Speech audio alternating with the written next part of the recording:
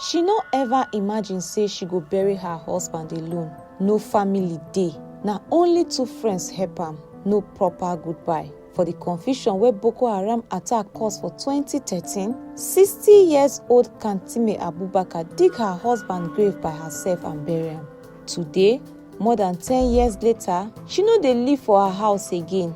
Instead, she dey one internally displaced persons camp for Abuja where people dey call am IDP camp. On Wednesday, they enter our village around 4 o'clock. The time where they enter to starting shooting people with gun, and then we started running. I can't catch my husband. They already catch me and slap me. Then catch my husband, shooting him. Nami call 2 women and bury him with my 2 children, the boys. Kantime's story no be only her own. CHRICED TV gather say for Abuja alone, 19 IDP camps dey and more than 40,000 people don run leave their ancestral homes because of violence. Ayuba, wey be mother of 7 children, na one of them. Like many people for the camp, survivor don replace normal life as she dey manage inside one broken down room. To an kakashe muna yan uwana, na rasa yayana, na rasa wannan kannayena, na rasa wannan mun rasa gidaje, an koko muna gidaje mu. Kuma na rasa mai gidana kuma ga yara a gabana, ba makaranta ba komai suna zama haka, ba mai taimako, yara guda 7. Ko gidan da muke zama a ciki ma ba mu da shi, man ruwa yana sauka a ciki gaba, muna zama a cikin ruwa. Ana ruwan sama wannan sai mu zo na, sai an gama ruwa sai mu mopin inda za mu kwanta da yara. Other victims still dey share the painful things wey make them run from their home. Kidnappers ne suka koro mu a gida. Haka yanzu ma a ƙauyen ma haka, in ka je za ka gan su ne ma suke mulkin wajen. Yawwa, su ne suke mulkin wajen, su ne shugabanni a wurin. Abinda suka so za ka yi, wanda kuma ba su so ba za ka yi ba. Akan duk dai abinda suka ga dama za su kira ku su sa ku yi masu, in ba ku yi masu daidai ba za su yi azama ku kuɗi.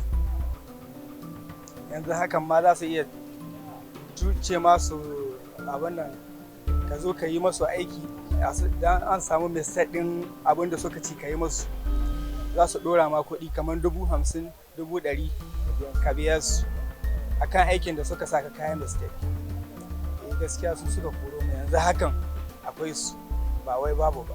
Akwai yayana, akwai kannina, duka an rasa su, akwai dukiyoyi, su gidaje gaba da an kokkona mana. They enter our village, they attack our village, they burn our churches, they kill my mother's senior brother. We lost my Oga brothers with my stepmother-in-law. All these Boko Haram finished with them. Them burn the house, pack the all things where they have. My father at that time, if he no follow me, but me I reach like 3 weeks, so my father come to Adamawa State. Now so my father died for this place. Even me now, that time when my father died, I no even see her with my eyes. The violence no choose religion, whether Muslim or Christian, everybody suffer. They know they ask about anything. They know they ask. If they come, then they call you all of, even a Muslim you be, even a Christian you be pagan. You no get religious.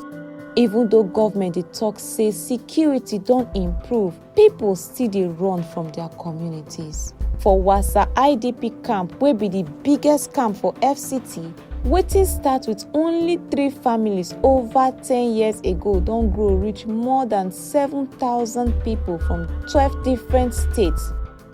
Right now, honestly, we have a population of 7,776 IDP here in Wassa. The people from Borno, Adamawa, Yobe, Katsina, Sokoto, Zamfara, Katsina, Benue, Kaduna, Niger, Taraba, Nasarawa, and Plateau. So we we are here in this IDP camp, and this is the largest IDP in FCT. But even for there, survivor get price, shelter no be free. Up to now, if you get empty house, if you see empty house here in the camp now, before you enter, you pay to the contractor security before you enter. I myself, I come and I meet contractor security, and I pay 85,000 naira. This one no agree with wetin the Refugee Commission talk. Say them don't put different programs in place to provide shelter for IDPs. We get what they call national IDP policy. For that policy, we get sectorial approach, giving say matter wey concern IDP. We dey do them in a whole of society and a whole of government, and we are doing G2G, government to government approach. And giving this approach, e get some organization like NEMA, na them they manage camp. Our own na to ensure protection and to give durable solution for IDP camp. If dem tell you say they no dey see us, that one no be say dem talk as e take dey. We dey come. We don give them food this year. No kitchen goro, we give them food. We do medical outreach. We do educational outreach for that place. Our staff dey waka go IDP camp to make sure say wetin we suppose do for them, we dey do am for them. But our job no be to dey set up camp. Water too scarce and many boreholes no dey work. Healthcare almost no dey. Pregnant women dey depend on traditional birth attendants, and this one dey increase the number of women wey dey die during childbirth. For night, darkness cover the whole camp because light no dey. Even though police dey around, dem still dey work inside complete darkness. Damuwar mu mata a Wassa gaskiya ba karamin damuwa bane, ba mu da asibiti. Saboda mace za ta zo haifuwa ba doktor da zai duba ta a karɓi haifuwa, muna rasa ɗan uwan mu mata sai suna mutuwa a batun haka, ko su zo su roshin na jini. Kuma babban matsala na biyu, ba mu da ruwa kwata-kwata a Wassa, don Allah ya taimaka mana. Na uku kuma yaran ba su da makaranta a nan ya fi karfin mu. A taimake mu gidajen da ana zama gaba ɗaya, mu IDP mun kusan 7,000 da wani abu. Ba mu da gida, mu koma kauyen mu war haka ba zai yi ba saboda gidan mu bai gama lafiya ba. Su taimaka mana su yi mana gida inda za a ba kowa a ci a Wassa, wannan mutane 7,000 kowa yana da gidan shi na kanshi. Kaga wannan gaskiya da an taimake mu ba karami ba. Ko nan gidajen da ya susufa imma kowa in za gwamnati zai iya taimaka a ce an bar mana ya zama namu. Wallahi a kashe magana IDP a duniya ma gaba daya. A daina taimakon mu komai mu tsaya mu nema da kanmu. Ya fi mana, in kana da gida ba abin da zaka nema kuma in ba abinci ba. Here in the IDP camp, we don't have even good water to drink. Now the biggest challenge that we are facing right now in the camp. Here we are in the FCT and we don't have electricity here.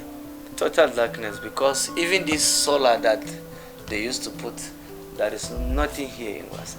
Matsalar mu shine ba mu da asibiti, ba mu da ruwan sha. Idan mutum zai aihu kamar mace kamar aifo ya kama ta, ba asibitin da za a ja karba aifuwa sai dai irin kamar ingozama. Na the children carry another silent burden. Many of them wey suppose dey proper classrooms now dey learn under temporary sheds and their future dey uncertain. One NGO school wey dey help the children dey struggle to survive. Some parents no fit pay school fees, so many children don drop out. Our numbers went down very, by about 60%, which is heartbreaking because I know it is needed. They need that. But it's as a result of two things. One, the reason is they can't afford it. But another reason is they've been used to everything being free. And so this change is too much of a change. Reacting to this, the Refugee Commission said them dey run the school together with this NGO, and poor funding na the main reason why the school dey face challenges. Now because of this budget, why they say no be everything they release now. That is why we get some things we suppose give the school, we will never give them.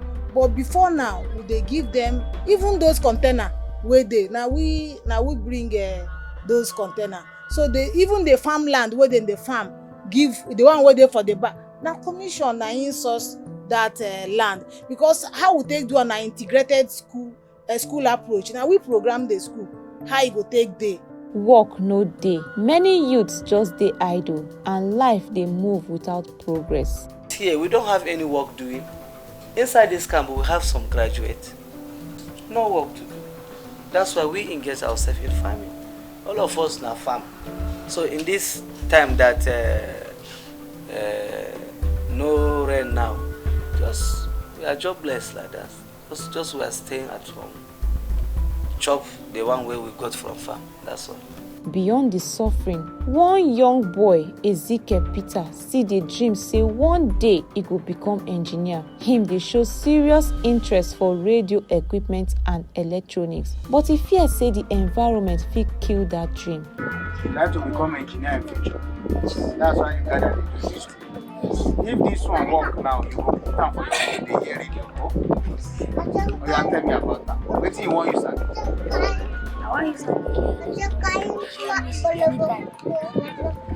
You like music.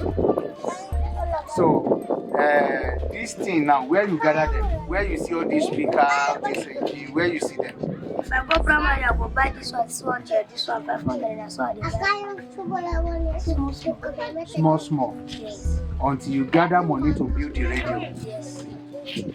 The Refugee Commission, however, say them get program wey fit support talented children like Ezekiel and them go encourage them. I'm sure the IDP department should be aware of that. That's something we are going to find out. So if such talent, the point of it is that the talent we talk about are part of our program of durable solutions.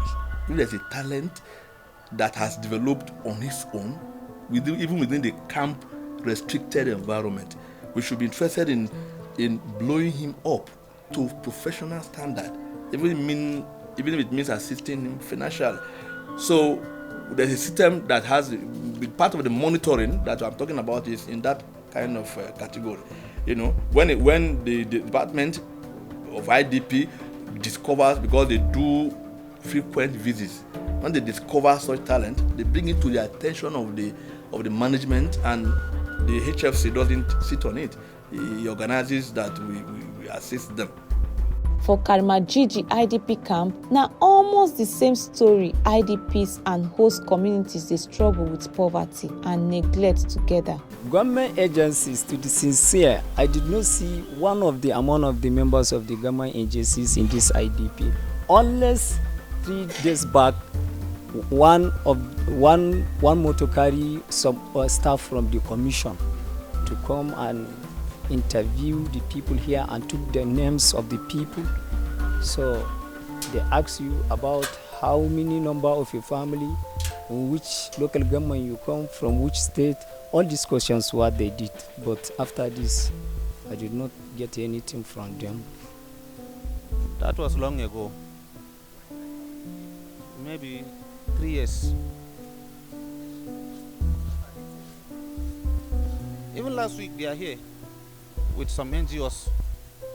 They are telling us that they are here for a, what is it called that? They say is going to be the final support that they will give IDP. The women for the camp complain say people don't forget them despite all the hardship where them they face. Akwai matsala yanzu muna bukatar abinci, muna bukatar makarantar yara, muna bukatar taimako. Ba makaranta, ba wutan nefa, ba abinci, ba gurin mahalli mai kyau. Ba makarantar yara oga, ba abinci, mai gida ba kasuwa, ba sana'a. Mu ma ba sana'a, ga yara muna fama da su wahala.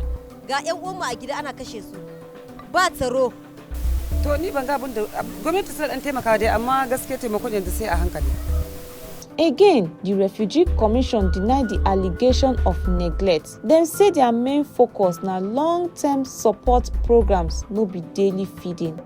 We dey carry food give them, but like I tell you, say to dey give food no dey sustainable. Now all our energy, most of the energy of the commission, now to make sure say they get place, we will carry them come off from that place, put them for place where they go call their own. If they sleep, they go no say yes, this one are my own. And even if they die, their pikin go they fit take over that place. So na im be the main focus. For many IDP camps, help no dey come often. Most times, na only during election period politicians go just show face. Dem go campaign, promise better life, sometimes even offer money for votes, then disappear after election. And I don't know what we did for them after they win. We are not seeing them at all. Even to help our own children, because right now in Wassa IDP camp here now, we have out of school children, more than 400. We participated in the last election. Many candidates come here. Those are even contesting the AMAC and all this. They used to come here. Even like during the last election, the Senator Oluromi is here in this camp. Wife of the Vice President Kashim Shettima Nana is here. Even wife of Atiku Titi is here. But we only see them when they are going on their campaign. But after the election, it's not everybody will see. Despite all the hardship wey dem dey face for strange land, many IDPs talk say going back home no still possible. As we are not live in peace up to now, so I should go back again. So no need for me. That is the reason that I chose to stay here. Let me wait and see how the intervention of the federal government can take place. If our Borno clear, now if they say that the Borno is already clear and already go back, because I'm suffering here. Now, when if they clear the place, I am right to go to my village. But now, when they never clear, how I will go to village? The Refugee Commission agrees say returning home no easy, and dem say dem still dey work on plans to resettle affected families. With insecurity, you no fit return people. It is against the humanitarian principle. You no fit go return person to where in life go dey in danger. So that is why the option of return is not too feasible now till the security architecture in Nigeria take care of the security concern in these places. So that one now why we know they really talk about return. But if we do what they call intention survey, we would always do. Person wey say they won't return them, we go return them. But if insecurity dey that place, we no go return that. We go say the person make you wait small till it is safe to take you back to where you're coming from. You know, say woman being matter, you no go fit do everything. But the best thing what would they do for them? Now this one why I tell you say we they carry them, they give them house. Even woman leader for Durumi, she get house for this resettlement city. For Kantime Abubakar and thousands of others like her, Abuja no be home, na only place where dem take run come hide. Dem don lose family members, their means of livelihood, and even the life wey dem know before. Yet, every new day, dem still dey wake up with hope, not just to survive, but to be seen, heard, and treated with dignity as dem continue to seek justice and another chance to truly live.